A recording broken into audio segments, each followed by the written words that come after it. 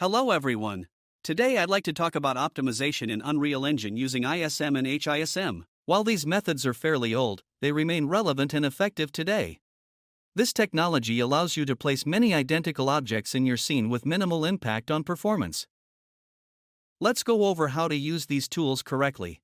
For example, suppose you have a barrel in your scene. If you simply copy it multiple times, you'll end up with additional draw calls. The fewer draw calls in your scene, the higher your FPS. One barrel equals one draw call. If you duplicate it 5 times, you'll get 5 more draw calls. To avoid this, you can combine all the barrels using ISM. As a result, you'll get just one draw call. Those 5 barrels are now rendered as a single object. After merging, you can still control each object individually. But what if you have a barrel and a crate and decide to combine them, hoping to reduce draw calls that way? Unfortunately, this won't work. Even if the objects share the same material, ISM only works with objects that have completely identical geometry. Each unique mesh will still be rendered separately. However, if your objects with a shared material are located close to each other, you can merge them using merge actors.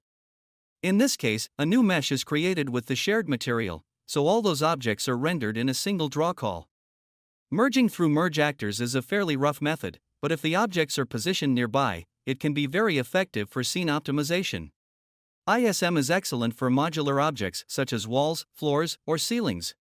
If your building is made of modular wall segments, the best way to optimize is to combine the walls using ISM. For instance, 100 wall segments will then be rendered as a single object.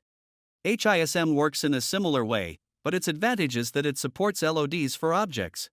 For example, if you have trees with LODs and you arrange them along a street, combining them using HISM will give you just one draw call and reduce the number of triangles in the scene. Now, some important points. First is object placement. ISM is best used on objects that are not too far from each other. HISM is ideal for objects that are spread out over a large area.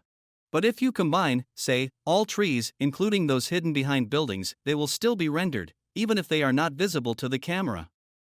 While this may not be critical with a small number of such objects, it's generally best not to render what can't be seen in order to reduce GPU load. That's why you should plan in advance which objects you want to combine to get the most benefit from this optimization method. Another important point, if you have Nanite enabled on your objects, there's no reason to use ISM, since Nanite has its own culling system. It's important to understand that using Nanite requires a truly powerful and modern video card for both developers and players. If the GPU doesn't meet the requirements, Nanite will not work properly or will cause performance issues. That wraps up the key points about optimizing using these methods. If you found this video helpful, I'd appreciate your support with a like and subscription. Thanks for watching, and see you next time.